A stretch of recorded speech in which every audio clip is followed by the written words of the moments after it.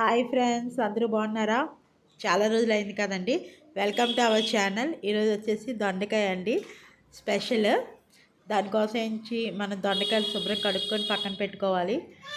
దాని తర్వాత కొంచెం దీనికి ఏంటంటే టమాటో యూజ్ చేయము.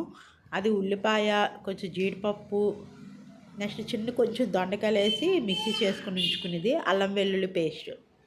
సో ఆ పేస్ట్ కొంచెం మన పోపుల సామాన్లు అన్నీ వేపుకొని దాంట్లో మనం రెడీ చేసుకున్న పేస్ట్ దాంట్లో వేసేసి కొంచెం అది పచ్చివాసన పోయినంత వరకు వేయించాలండి.